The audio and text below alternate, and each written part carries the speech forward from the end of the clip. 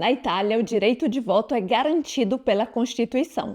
Porém, quando uma pessoa é condenada e privada da sua liberdade, a situação muda e alguns presos perdem também esse direito. Nesse vídeo eu vou te explicar como funciona o voto nas penitenciárias italianas e em quais casos os detentos podem exercer esse direito.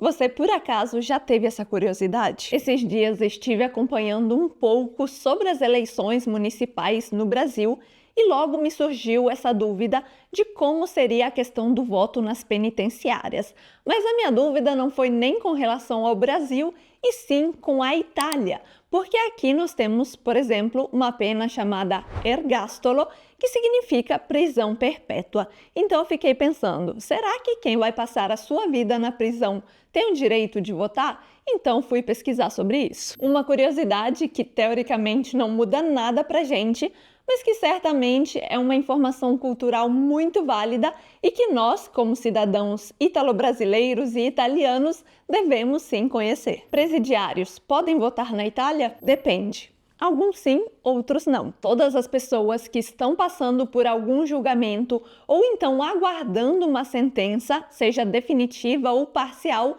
podem continuar votando. Isso porque elas não receberam ainda o status, digamos assim, de condenado. Tem outras categorias de pessoas que, apesar de terem sido condenadas, cumprem as suas penas em medidas alternativas, como, por exemplo, a liberdade condicional, que é vinculada a fazer serviços sociais, e a prisão domiciliar. Todas essas pessoas continuam podendo votar. Do outro lado, nós temos as pessoas que foram sim condenadas, mas que receberam penas entre 5 anos e prisão perpétua. Ou seja, com mais de 5 anos de condenação, você já está inabilitado para exercer direitos que são relacionados a cargos públicos. E isso inclui o direito de voto.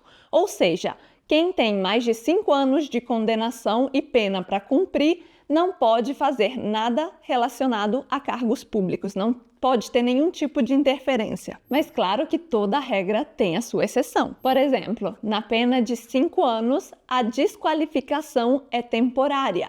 Entre 1 e 5 anos que a pessoa perde a participação eleitoral. Isso porque, assim que ela concluir a sua pena, ela vai retomar normalmente todos os seus direitos, incluso o direito de voto. E não são poucos. Na Itália, esse número fica entre 25% e 30% do total de 61 mil presos que temos no país. Essa é a teoria, mas na prática é bem diferente. Porque o índice de voto de presidiários é super baixo, menos de 2%, e isso acontece por alguns fatores burocráticos. Mesmo os que poderiam participar ativamente das eleições acabam não participando. Primeiramente, para participar das eleições e votar, os presos teriam que saber que estão tendo as eleições ou que irão acontecer em breve. E isso nem sempre acontece devido a diversas dinâmicas. Muitos deles não têm acesso à informação de fora, então isso realmente acaba complicando. Supondo que isso aconteça e que eles saibam das eleições, eles precisam requerer junto ao município de residência o seu título de eleitor e o seu documento atualizado ou válido. Tudo isso através de um parente ou um familiar ou até mesmo um procurador que faça tudo isso para eles antes das eleições acontecerem. Outra coisa, o voto não é automático. Você tem que manifestar o interesse em votar. Nesse tempo entre a emissão dos documentos e o voto, o preso tem que solicitar fazer um pedido ao diretor da penitenciária, que vai recolher o nome de todos os presos que têm a intenção de participar das eleições. E com essa lista apresentar o nome de todos eles ao cartório eleitoral municipal da cidade onde se encontra essa penitenciária. É o município que vai nomear uma mesa de votação e criar uma assembleia de voto especial e específica para os presídios e para aquelas pessoas que solicitaram o voto. e então fazer com que as eleições, aliás, com que a votação aconteça no máximo entre 1 e 2 dias antes da eleição nacional. E a resposta para minha própria pergunta inicial, que é se os presos que estão em prisão perpétua votam, é não. Então, para quem também não sabia essa informação, na Itália existe prisão perpétua, que se chama ergastolo, e não é uma pena de morte, e sim uma pena até a morte. Significa que a pessoa vai passar o resto dos seus dias presa e não tem nenhuma chance dela sair dali. É uma pena que representa a sanção mais severa prevista pelo sistema jurídico italiano e que é reservada, destinada a crimes que violem gravemente os princípios fundamentais de convivência civil e de segurança pública. Prisão perpétua pode ser imposta por crimes muito graves